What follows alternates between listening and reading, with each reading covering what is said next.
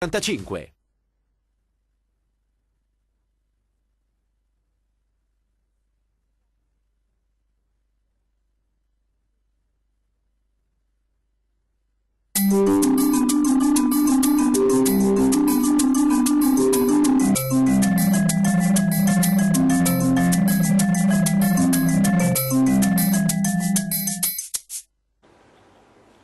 Ore 13, buongiorno, ben ritrovati, come sempre dopo il nostro telegiornale di pranzo. Oggi è mercoledì e allora tornano a trovarci i nostri amici della CGIL, come sempre in diretta. Il numero lo vedete in sovraimpressione per intervenire con le vostre domande. La scadenza per la dichiarazione dei redditi è il 23 luglio, ma ce lo diranno meglio i nostri amici, e allora è un periodo importante nel quale ci si impegna su questo fronte. Ne parliamo allora oggi con tutte quante le novità e le cose che si devono sapere per compilare al meglio la dichiarazione dei redditi, con l'aiuto ovviamente della CGIL.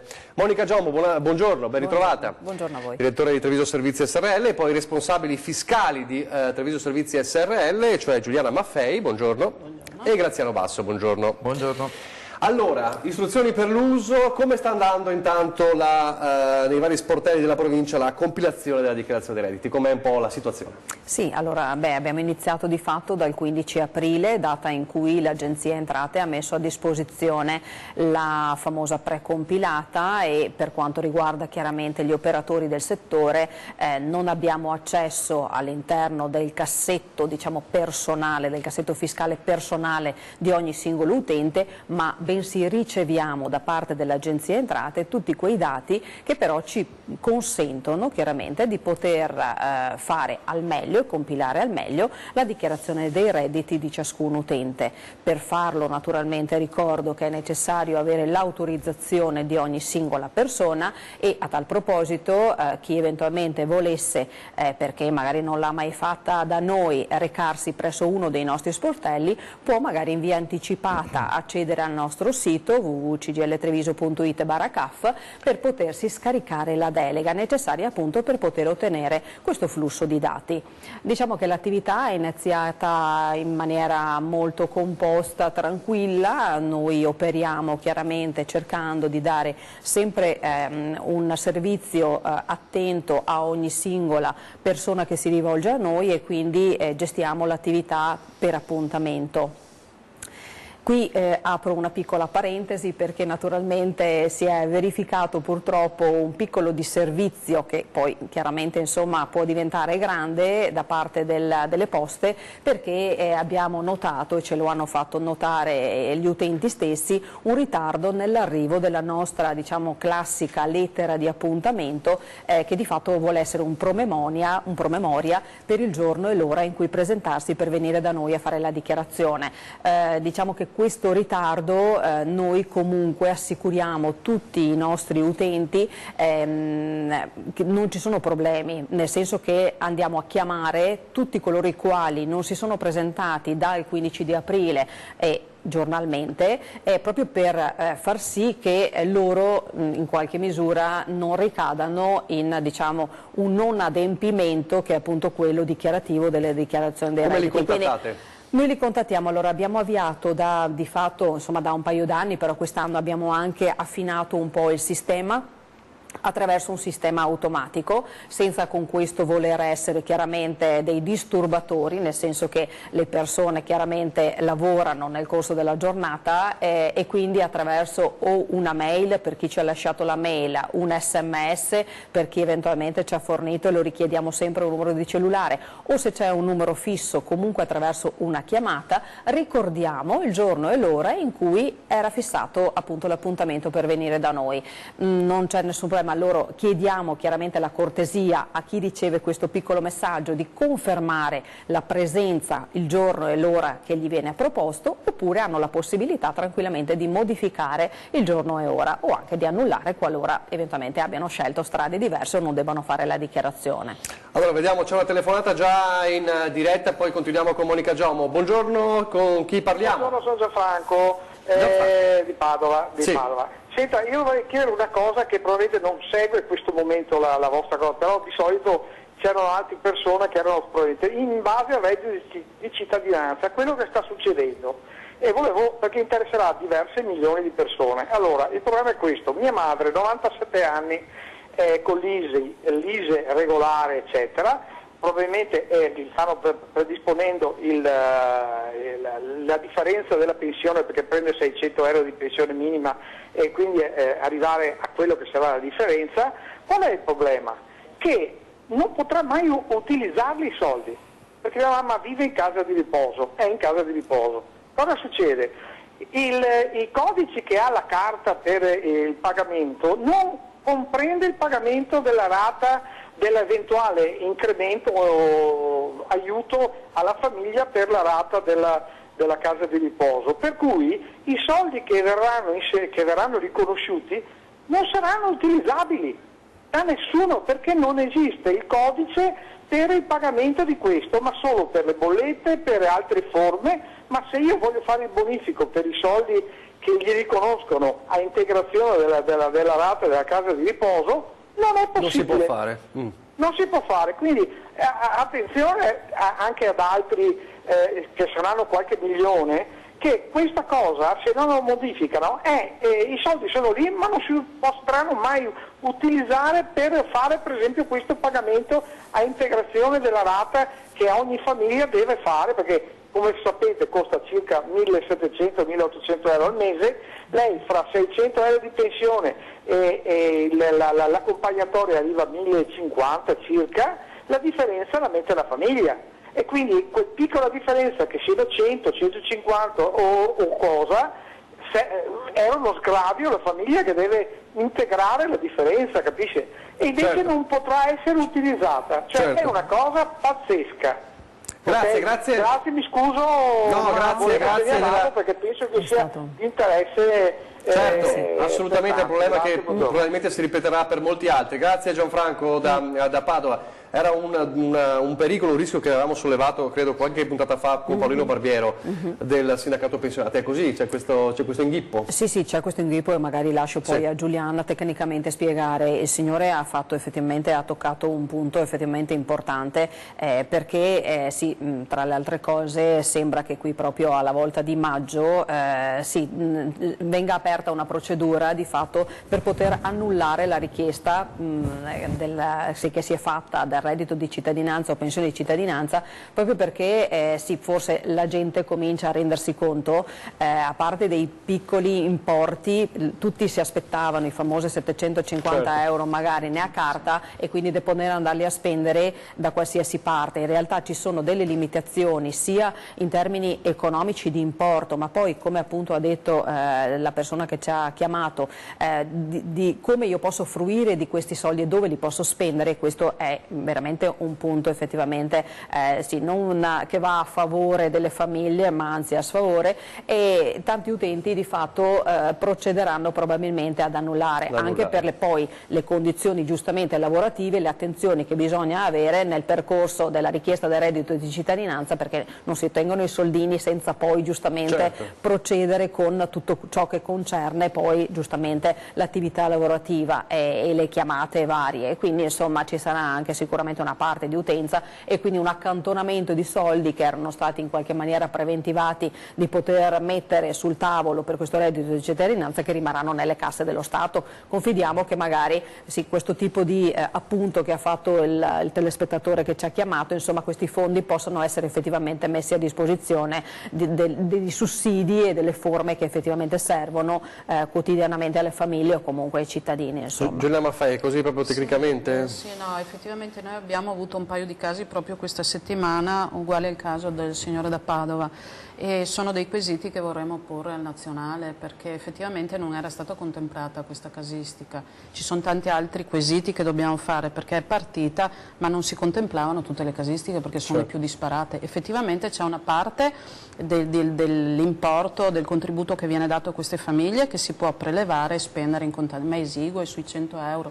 Il resto dell'importo può essere utilizzato con la carta per pagare le bollette, per fare la spesa, queste cose qua. Effettivamente abbiamo avuto, le ripeto, dei casi proprio fra ieri e l'altro ieri dove ci chiedevano come gestire queste casistiche e noi non abbiamo risposte.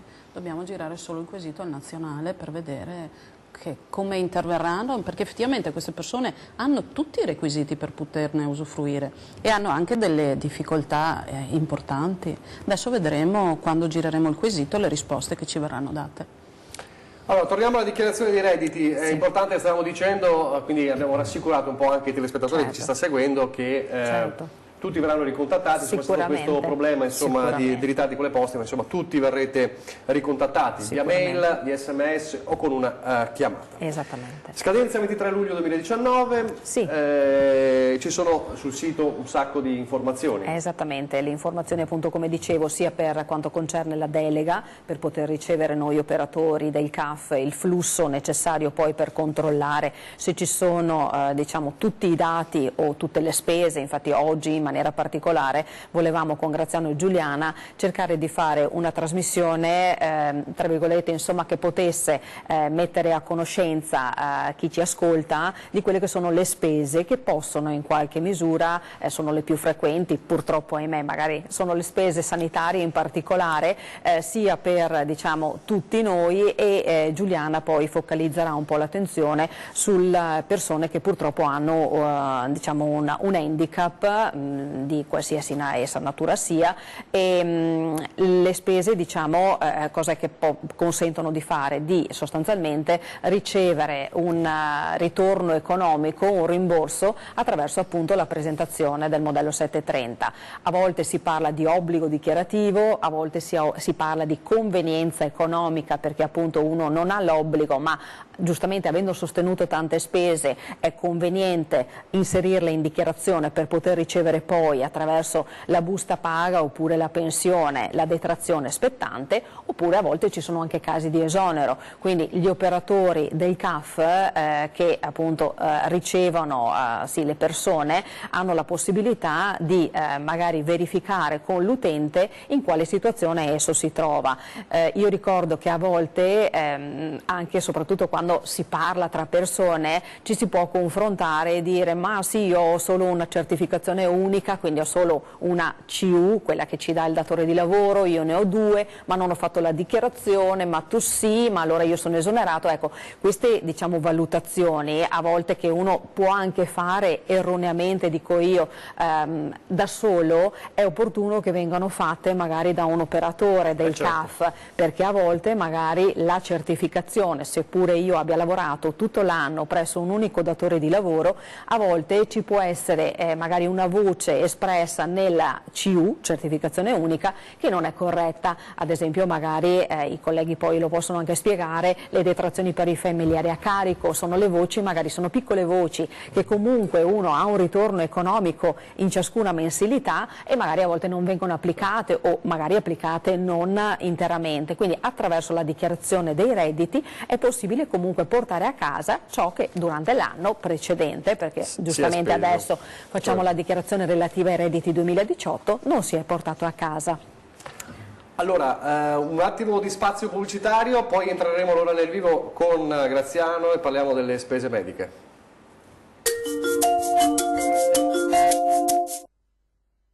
Org.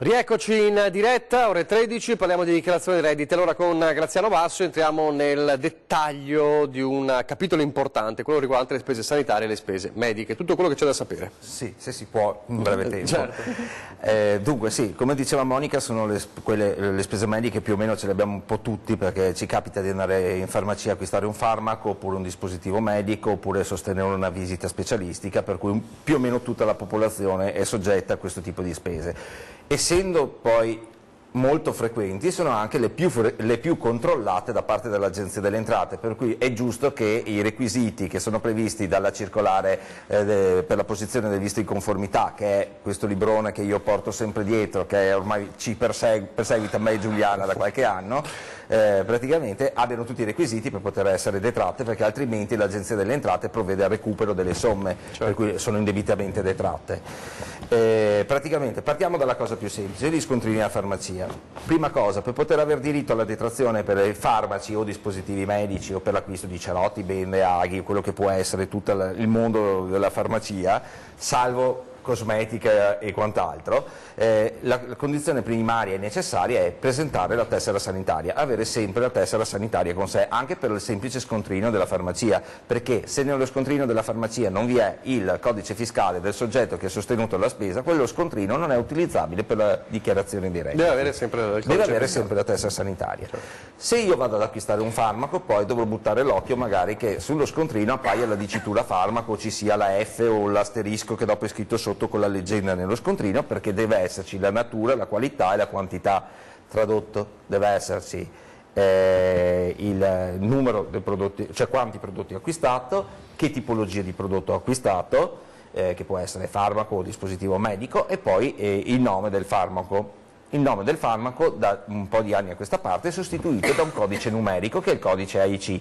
Questo perché il codice AIC è il codice praticamente che permette di identificare univocamente il farmaco e allo stesso tempo consente di tutelare la privacy del cittadino, nel senso che da alcuni farmaci si potrebbe capire la patologia di cui soffre il cittadino, per cui si guarda questo codice e dopo c'è un sottoriepilogo nella quale dice che per esempio quel farmaco può essere portato in detrazione nella dichiarazione dei redditi.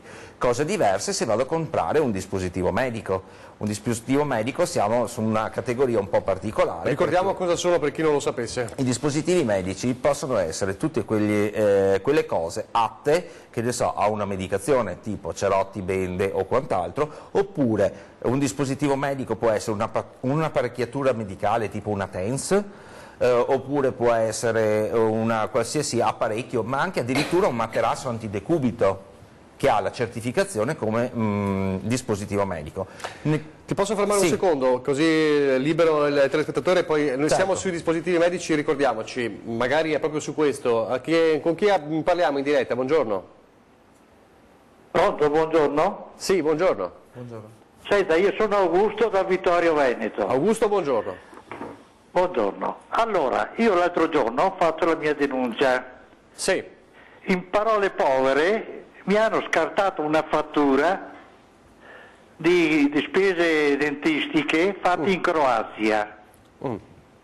Perché era scritto in croato e in italiano. E loro volevano una fattura solo in italiano. È vero questo? Allora, le fatture mediche sostenute all'estero si possono portare in detrazione dalla dichiarazione dei redditi.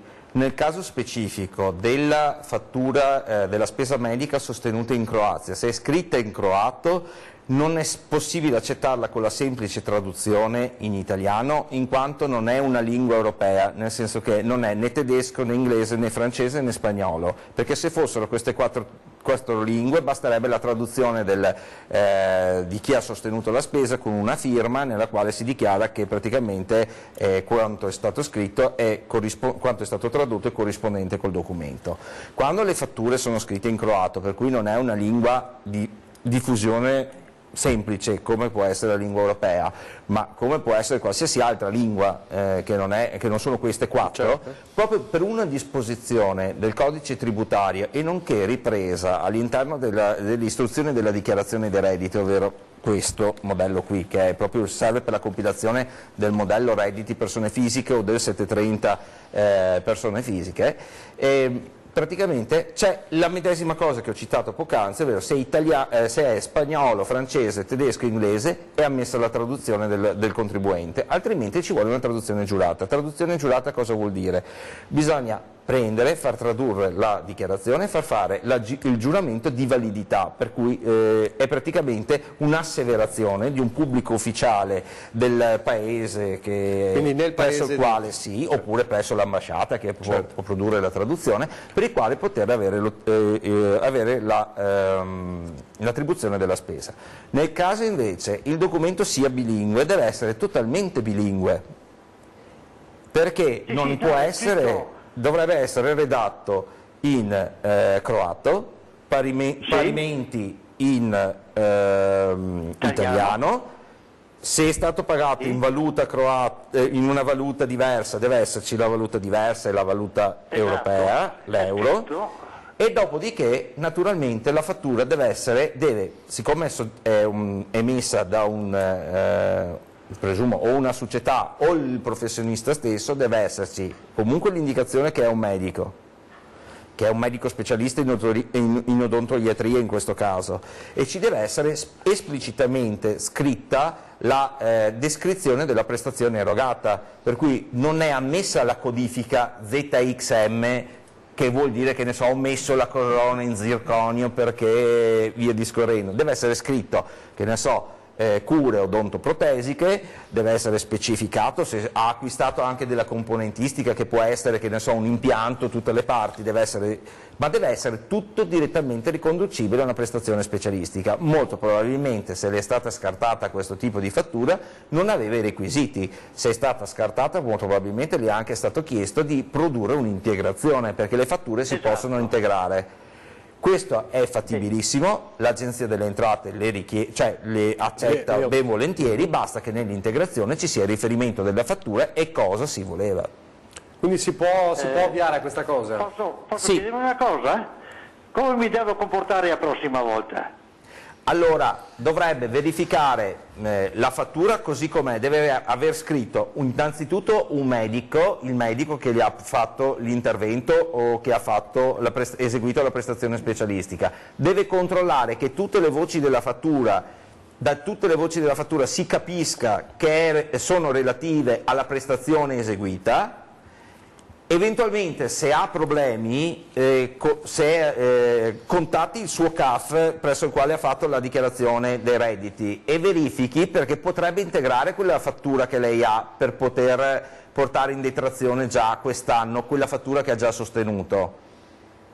Perché eventualmente basta fare un'attestazione tramite il professionista che gli ha fatto la fattura, nella quale esplicita solamente i lati che non sono chiari di quella fattura. Noi purtroppo, per questa circolare che ho sempre dietro, se la fattura non ha tutti i requisiti all'interno del documento, siamo obbligati a scartarli. Poi, se è andato all'estero a sostenerla, ha anche un importo elevato, di conseguenza a maggior ragione l'Agenzia delle Entrate le va a controllare, perché essendo stato una fattura di una spesa medica sostenuta all'estero, non la trova nella precompilata di cui parlava Monica, non la trova nel flusso, perché gli altri stati non sono obbligati a mandare allo Stato italiano per i cittadini italiani che noi siamo andati a curarci all'estero. L'importante è che verifichi questa cosa. Se ha dei dubbi, quando ha in mano la fattura, appena riceve in mano la fattura, magari passa dal CAF e gliela controllano, così può sistemare subito nell'arco di qualche giorno, senza aspettare l'anno dopo quando va in dichiarazione. Ha capito allora? Va bene, grazie. Perfetto, grazie a lei, grazie anche per averci illustrato questo caso particolare. Monica. Sì, il caso del signor Augusto magari ci permette di ricordare, come appunto sottolineava anche Graziano, che di fatto se, a prescindere da questo caso particolare in cui il documento non era formalmente corretto e quindi si può anche integrare e correggere, ma appunto se dimentichiamo una spesa, adesso stiamo elaborando la dichiarazione dei redditi 2018, se malauguratamente ci siamo dimenticati però una spesa dell'anno precedente, prima di fare questa dichiarazione dei redditi, faccio una domanda ai miei colleghi, si può integrare la dichiarazione dell'anno precedente così da poter recuperare anche la detrazione non goduta? Per risponderti Monica direttamente, è successo proprio ieri, un caso come il signore non aveva la traduzione giurata l'anno scorso, quest'anno è venuto a fare il 730, e mi fa, però io ho fatto la traduzione nel frattempo, la traduzione giurata, ci è voluto un po' di tempo perché giustamente l'iter era un po' lungo, ormai era scaduto il periodo del 730 e ieri ero allo sportello io che ero andato ad aiutare un collega, gli ho fatto l'integrativo dell'anno scorso, ho integrato la dichiarazione dello scorso anno, il credito è stato poi messo nel 730 di quest'anno e ha recuperato i soldi dell'anno scorso con il 730 quest'anno il credito dell'anno scorso, perché Fatalità non aveva la traduzione giurata, anche queste erano delle spese che erano state sostenute all'estero. Questa è la dimostrazione che dal momento in cui hanno allungato i termini per poter integrare le dichiarazioni dei redditi, per cui si può arrivare al quinto anno successivo, tranquillamente si può eventualmente recuperare anche se è una cosa che è stata dimenticata nel cassetto. Magari faccio pulizia, riordino, trovo una spesa del dentista di 10.000 euro che non ho messo 2 anni fa, posso ancora integrarla. Immagino che ci sia un limite temporale. 5 anni. 5 anni, quindi più dietro di 5 anni è impossibile, ma insomma dovrebbe essere proprio un caso. Però signor Augusto, allora non tutto è perduto, quindi se fa integrazione si può fare, si può fare. C'è un'altra telefonata. Buongiorno, in diretta, con chi siamo? Sì, sono Anna di Crocetta del Montello. Anna, buongiorno. Sì, allora io volevo chiedere riguardo delle case di riposo, no? Se è stato chiarito il discorso delle differenti quote con le quali le case di riposo calcolano l'importo detraibile per le famiglie. Non so se mi sono spiegata, sì, è un problema che aveva spiegato il dottor Barbiero. Sì, infatti, esattamente, si è spiegato molto bene, signora. Sì, no, in realtà lo SPCGL, in particolare appunto Paolino Barbiero, e comunque insomma anche con l'aiuto da parte nostra come CAF, che giustamente abbiamo segnalato e vediamo chiaramente durante le fasi della lavorazione delle dichiarazioni dei redditi, in particolare queste certificazioni, ci stanno lavorando, perché chiaramente questa cosa interessa anche la Regione del Veneto per la copartecipazione chiaramente alla spesa, e ci stanno lavorando per cercare di arrivare a giustamente una equità di trattamento tra tutti i cittadini che devono avvalersi di queste strutture, affinché abbiano un medesimo trattamento economico e non queste disparità che giustamente ad oggi ci sono effettivamente e variano a seconda dell'istituto. Quindi ci stanno lavorando. È più di un anno comunque. Lo so signora, ma purtroppo quando c'è di mezzo la burocrazia e c'è di mezzo comunque le istituzioni, in particolare la Regione, lo SPCGL si è attivato e si sta attivando direttamente con chiaramente i direttori e ha mosso le acque, però purtroppo a volte ha un po' le mani legate, può arrivare fino a lì, ma comunque la battaglia non la lascia ferma, anzi la sta proseguendo, e sicuramente confidiamo di ottenere un risultato di equità, ripeto, come magari già c'è in qualche altra regione d'Italia, in cui il trattamento è paritario tra gli istituti, giustamente, perché non so che uno sceglie a casa del riposo, è costretto a fare una valutazione economica, ma a volte giustamente la valutazione la si deve fare anche rispetto magari a dove uno abita, non è che può fare 100 km per andare a portare, giustamente perché magari te fa una retta più bassa, non è questo il criterio. Allora signora, grazie della sua segnalazione. Andiamo in pubblicità, torniamo subito e continuiamo a parlare di dichiarazione dei redditi.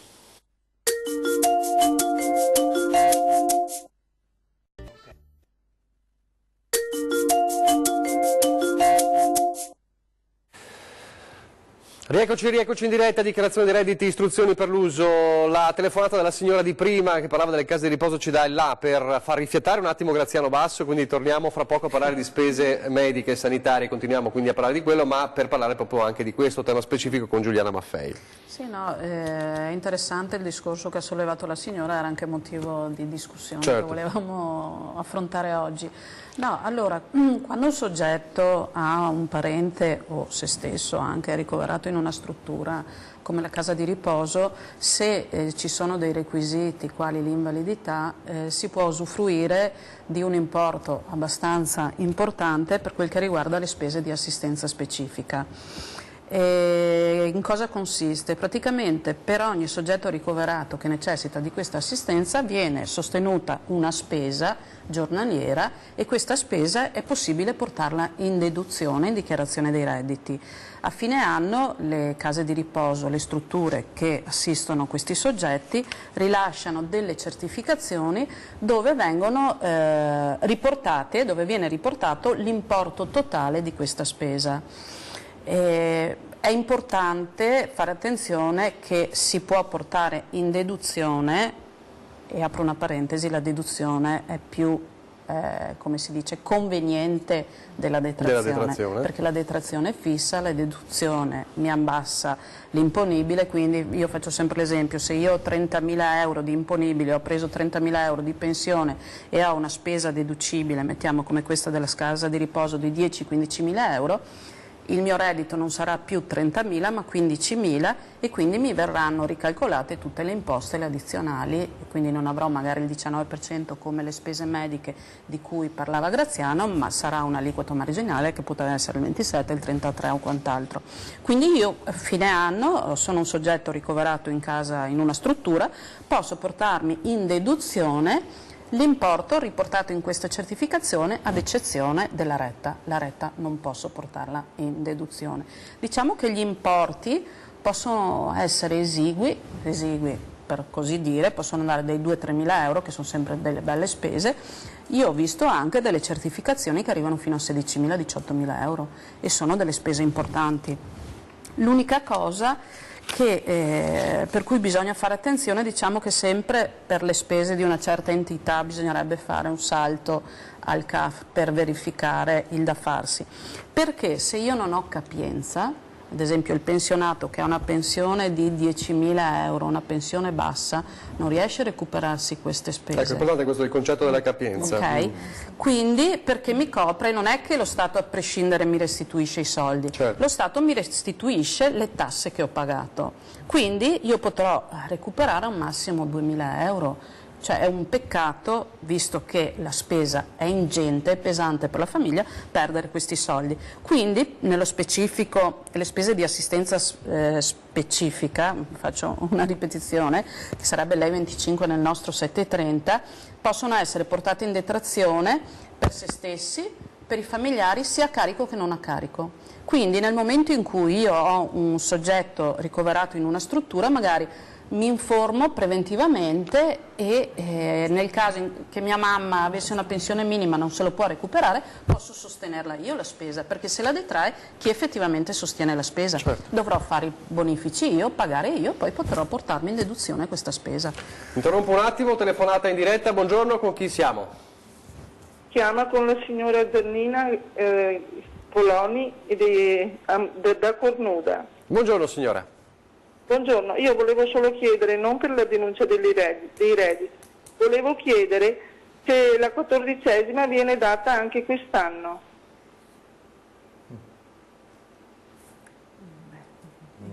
Ci vorrebbe sapere se il patronato ha delle novità in merito, perché effettivamente non so se il reddito, la pensione di cittadinanza vada a coprirmi le quote della 14ª, la coperta è piccola e tirare è molto corta, sì. È di conseguenza tirare di qua e di là. Non siamo il patronato, non abbiamo notizie dal patronato, eventualmente possiamo dare la notizia, chiederemo se ci sono novità e daremo la notizia anche tramite gli organi di stampa se ci sono queste possibilità, poi ci saranno le debite domande magari eventualmente da fare, insomma. Perché quest'anno non sento mai nessuno che chiamano e non l'ho mai sentita da nessuno che danno la 14ª, per questo che ho chiamato. E sono tutti rapiti dal reddito di cittadinanza. Ha fatto bene signora, ha fatto bene, allora ci informeremo e poi tramite noi le faremo sapere allora, va bene? Va bene, grazie alla signora da Cornuda. Continuiamo con Giuliana Maffei, abbiamo detto case di riposo, ma non c'è solo ovviamente. Sempre fra queste, fra le spese rivolte soggetti in difficoltà con disabilità e handicap, sempre fra le spese di assistenza specifica, ad esempio l'assistenza infermieristica, ci sono quei servizi che vengono forniti dai comuni di assistenza specifica e là bisogna fare attenzione purtroppo, perché noi siamo, come dice sempre Graziano, legati dal visto, che se ad esempio il comune mi rilascia una dichiarazione dove c'è una persona, un operatore che si reca presso il domicilio del soggetto per prestare dei servizi, bisogna capire che servizi sono, perché a volte, come diceva il signore prima, mi hanno scartato questa spesa e non capisce il perché noi dobbiamo adeguarci anzi dobbiamo rispettare in toto, okay, quello che c'è scritto nel visto di conformità.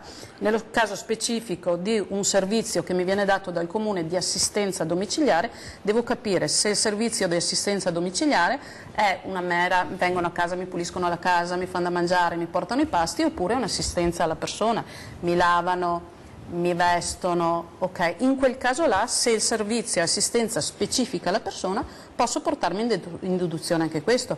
Pago un'infermiera perché viene a casa a farmi i prelievi, oddio, ci sono sempre servizi comunali, ma mettiamo che io non rientro o conosco qualcuno, un'infermiera viene a casa, mi presta il servizio, mi rilascia la dichiarazione e la documentazione idonea, la fattura piuttosto che la ricevuta sempre deve avere dei requisiti ben precisi, io posso portarmi in deduzione anche questo.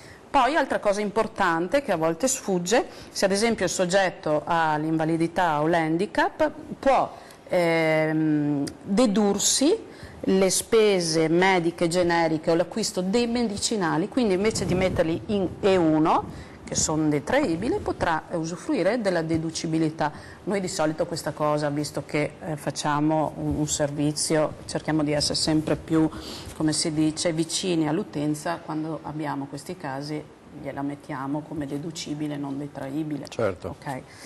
Poi ci sono i costi per l'assunzione delle badanti. Ok, i costi per l'assunzione delle badanti, anche questa è una spesa che può essere, questo è detraibile, sì. Ok, quindi è una detrazione del 19%, può essere portata in detrazione per se stesso, per familiari fiscalmente a carico e anche per quelli non fiscalmente a carico. Hai preso le due detrazioni con gli stessi requisiti da quel punto di vista, sono le uniche due.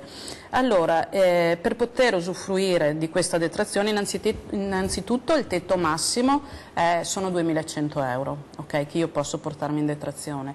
Devo avere un reddito che sia per me o per un familiare fiscalmente o non fiscalmente a carico non superiore ai 40.000 euro.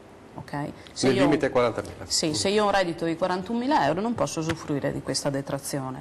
Poi anche qua bisogna che la documentazione deve riportare alcuni requisiti. Una cosa importante, perché a volte si fa confusione, è importante che nel momento in cui viene fatto il contratto la persona che viene assunta per prestare questo servizio venga assunta come badante, perché a volte c'è lo sbaglio e viene assunta come colf. Se nel contratto di assunzione la mansione è colf, non è possibile usufruire di questa deve essere la dicitura badante. Deve esserci la dicitura badante. Allora, ti stoppo un attimo, visto che abbiamo chiuso diciamo, il capitolo badanti, pubblicità e poi torniamo subito.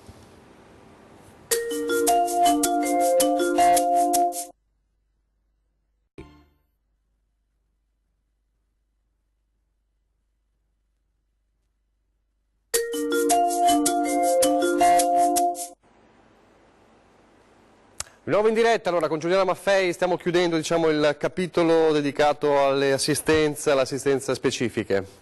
No, per quel che riguarda le badanti, cioè per questo tipo di detrazione che non è proprio solo per le badanti, queste sono spese di addetti all'assistenza personale, soggetti non autosufficienti, cioè noi possiamo avere il servizio non esclusivamente dalla badante assunta dalla famiglia, ma si può portare in detrazione questa spesa anche se il servizio è dato dalle cooperative, perché ci sono tante cooperative che adesso offrono questo servizio. E a domicilio oppure anche in ospedale ci sono delle cooperative che forniscono servizio di assistenza diurna o notturna.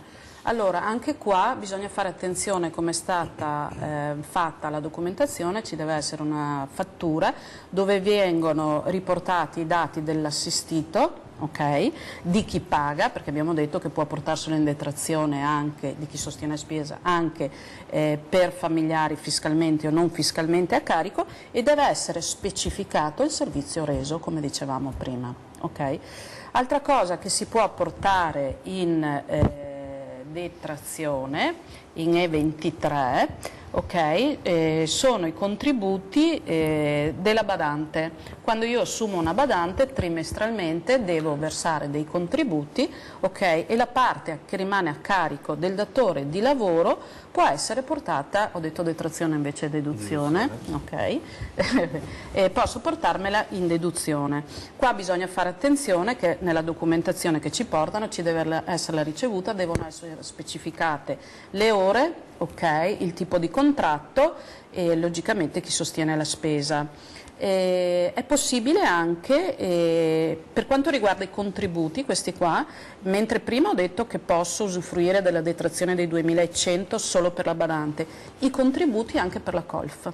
Okay. Colf, babysitter, io posso assumerla e posso portarmi in deduzione anche i contributi se io ho acquistato dei voucher, ok, per pagare questa badante piuttosto che il giardiniere, posso usufruire dei voucher in una quota, mi sembra che sui voucher è un 13% dell'importo complessivo del mio voucher. Sono tutte cosette interessanti e comunque alla fine sono tanti soldi che si portano a casa. Però è importante trattenere copie dei voucher che si consegnano ai collaboratori, se no non sono deducibili. Ci vuole la copia. Ci vuole la copia prima, perché altrimenti non si possono portare in deduzione. Hai ripreso la parola, quindi te la ricevo. No, hai fatto benissimo. No, perché dopo è un momento di discussione, perché se non hai il cartaceo, perché dopo poi la gente chiama e dice ma come... Ritorniamo alle spese mediche, noi stavamo parlando dei dispositivi sanitari. Sì, dispositivi medici, eravamo rimasti praticamente a quelli che poteva essere il materasso, la TENS, quelle cose lì. Quei dispositivi medici hanno bisogno però non solo della dicitura dispositivo medico, ma che ci sia anche la legge di conformità al CE, praticamente. È una normativa europea alla quale deve fare riferimento per poter essere portata in detrazione. La mancanza di questa normativa praticamente fa sì che il bene non possa essere portato, la fattura del bene non possa essere portata in detrazione. Un po' ci aiuta che per fortuna il Ministero della Sanità ci ha messo online un database dal quale accedere tramite il nominativo e vedere se rientra tra i dispositivi medici riconosciuti dal Ministero della Salute, ma è un po' difficile farlo per tutti i dispositivi, anche perché capirai, se ho lo scontrino parlante, la dicitura al nome del prodotto sono pochissimi caratteri e dovresti avere il nome esteso per poterlo recuperare, per cui diventa un lavoraccio. Adesso le farmacie hanno fatto un ottimo lavoro con i registratori di cassa, mettono tutta la dicitura e si sono assunti l'onere di fare questo tipo di fare loro questa cosa. L'importante è che comunque dalla documentazione, eventualmente se si ha qualche dubbio, quando si riceve lo scontrino che si fa il pagamento, vedere se è stato omesso, se no si chiede magari il foglio, si può integrare con un foglio. Solitamente il materasso ha un'attestazione dalla quale si dice che è un dispositivo medico CE riconosciuto, c'è una sfilza di 5 righe che ti spiega la cosa. Torniamo un attimo sempre alle spese sanitarie da portare in detrazione, spese da professionisti, nel senso che vado dallo specialista a fare la visita medica, posso trovarmi in due posizioni. Se ho la società, tra virgolette, che è l'ambulatorio, il poliambulatorio, che di solito è una SRL, una SAS praticamente, che emette la fattura, naturalmente se io ho visita specialistica scritta così non posso portarla in detrazione perché mi manca il nome del medico e la professione medica, cioè mi manca la specialità della visita specialistica. Poco conta che ci sia un direttore sanitario, perché comunque si deve vincere che è visita specialistica, dottor, otorino, laringoiatra, quel che è.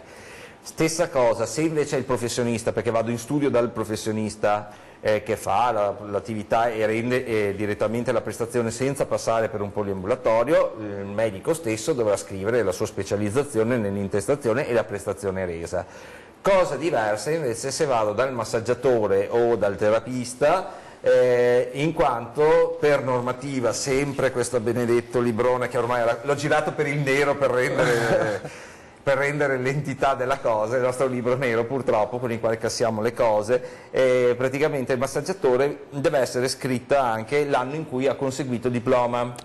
Perché il massaggiatore deve avere conseguito il diploma entro il 19 marzo del 1999. Se è antecedente a questa data, la detrazione può essere utilizzata, se è successiva no. perché praticamente c'è stato, per quanto riguarda il Ministero della Pubblica Istruzione, ha diversificato il corso di studi, per cui entro il 99 sono equiparati ai laureati, successivamente il corso di studi è stato ridotto, per cui non è possibile portarli come se non fossero, ho capito. Adesso tutti quelli che hanno preso il diploma oltre 99 hanno fatto preso un ulteriore diploma, che di solito è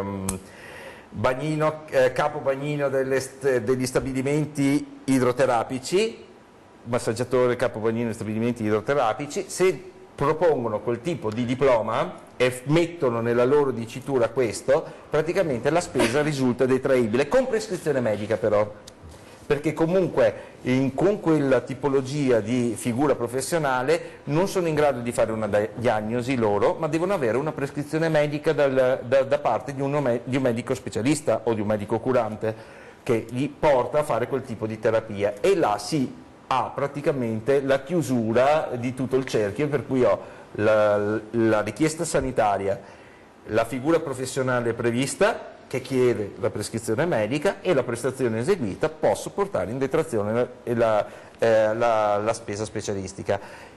Questo sembra una sciocchezza, ma voi non sapete quante litigate si fanno purtroppo con i clienti su questa cosa, e anche con le stesse figure professionali, perché non siamo noi che siamo pignoli, c'è una normativa a cui rifarsi. Quindi dovete per forza sottostare. Anche perché l'agenzia sta recuperando queste cose, certo. Anche che si fa in autonomia la dichiarazione dei redditi, capita che li recuperino quando chiedono a fare il controllo 37R, per usare un termine tecnico, che è l'esibizione dei documenti con i quali si sono usufruite le detrazioni.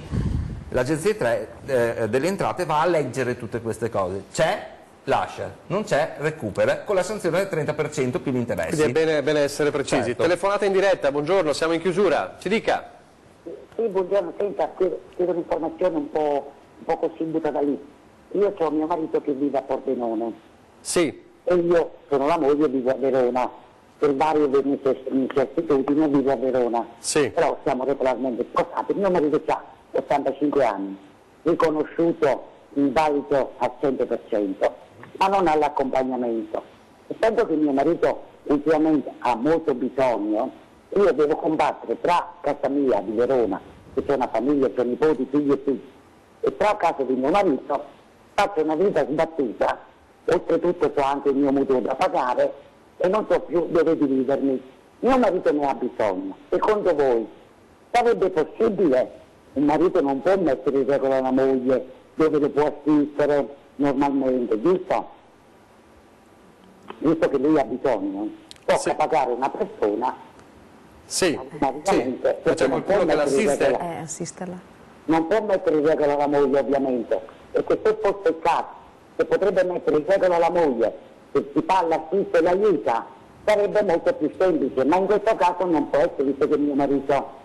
Mi dica un po', c'è qualche possibilità di poter fare qualcosa? Vai, Giuliano. Chiediamo a Giuliana Maffei. Se ho capito giusto, la signora, non so se... Lei dice, io non riesco a assisterlo perché devo seguire la famiglia a Roma e il marito è qua? A Verona. A Verona, Okay. No, ma c'ho anche un piccolo lavoro perché io ho un mutuo da pagarmi. Certo. Allora, là secondo me, visto che la Regione Veneto ha l'ICD, che è l'impegnativa di cura domiciliare, secondo me signora dovrebbe provare a fare l'ISE, e se poi con l'ISE rientra, l'ha già fatto e rientra nei parametri 16.700? No, purtroppo no, perché c'ha un appartamento vecchio e compreso il mio, visto che io sono a carico suo, non riusciamo ad entrarci e questa è una vergogna. Perché se lei facendo l'ISE rientrava, perché la Regione Veneto prevede nel caso in cui ci sia questa necessità di fare l'ISE, se si resta nel parametro dei 16.700 viene dato un contributo, appunto chiamato ICD, per poter assumere una badante. Purtroppo no, ma lei capisce 30.500 euro di pensione, siamo in due, io devo pagarmi il mutuo perché mi tocca che mi mantenano a me perché ho 62 anni e sono senza lavoro stabile, mi sono spiegata? Certo. Sono in primi 3 anni delle certificazioni statali che mi hanno messo, non va bene, perché io adesso mi ritrovo che devo aiutare mio marito perché mi ha bisogno, invalido al 100%, ripeto, cioè ha l'handicap, oltretutto. Allora se ci potesse essere la possibilità di cui potrebbe detrarre qualche cosa a fine anno, visto che io mi tocca comunque assistere mio marito e io non so dove appoggiarmi, a dove arrivare a poter superare questa situazione. La regola non mi può mettere a me perché purtroppo... Certo, signora. Abbiamo capito signora, mi pare di capire che ci siano... Per le detrazioni, cioè dovrebbe approfittare di quello che abbiamo detto fino adesso, però per la questione dell'assistenza o assume qualcuno e poi usufruisce delle detrazioni di cui abbiamo parlato, però altre situazioni se non ha l'ISE per poter usufruire di quanto stabilisce la Regione Veneto, se no dovrebbe parlare con i servizi sociali che magari le danno qualche dritta, la indirizzano qualche servizio specifico. Signora, devo chiudere perché siamo davvero in chiusura. Grazie per averci segnalato questa storia comunque, grazie. Grazie, ha messo giù. Allora, il tempo è volato, allora io direi, visto che siamo in chiusura, ci ritroviamo, ovviamente pertanto comunque da qui a luglio ci dobbiamo rivedere perché dobbiamo parlare anche dei redditi delle persone fisiche, continuare anche con gli altri temi insomma, della dichiarazione dei redditi. Allora ringrazio Monica Giomo, grazie a voi, grazie per essere stata con noi, grazie anche Giuliana Maffei e Graziano Basso, come sempre molto precisi. La cosa importante è sempre rivolgetevi alla CGIL, rivolgetevi agli sportelli, ai CAF, perché come avete sentito ci sono tante cose precise da sapere, quindi è meglio saperle da chi questo insomma, lavoro fa quotidianamente. Grazie per essere stati con noi, domani c'è ancora ore 13, ma con la CGIL ci ritroviamo mercoledì prossimo. Arrivederci.